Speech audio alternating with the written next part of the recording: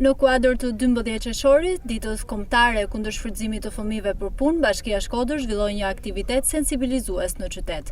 Në fjalën e saj, nënkryetaria e Bashkisë Shkodër, Teuta Qyteza, u bëri thirrje që të nisin ndërgjegjësimin dhe të kontribuojnë në luftën kundër fenomenit shqetësues që prek të ardhmen e fëmijëve, sidomos në formën e lypjes në rrugë. Që këto fëmijë shfrytëzohen për punë, e sidomos për lypje, duhet jetë e dënueshme nga i gjithë opinioni shoqëror.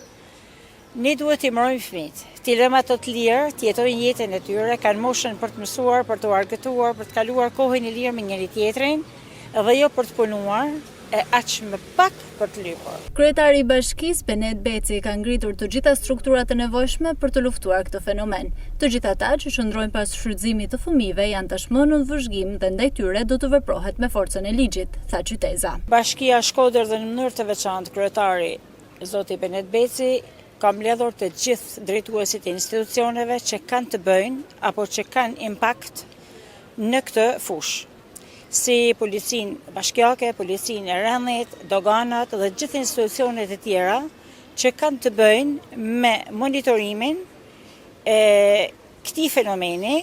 I bëjmë thirrje edhe atyre që i shfrytëzojnë, edhe atyre që i drejtojnë drejt atyre pikave që po vrojtohen, po monitorohen nga policia e shtetit dhe nga gjithë stafi i bashkisë. I lutemi ta ndërpresin këtë fenomen. Mos shfrytëzoni fëmijët, janë njësoj si fëmijët e çdo kujt, edhe tuajt.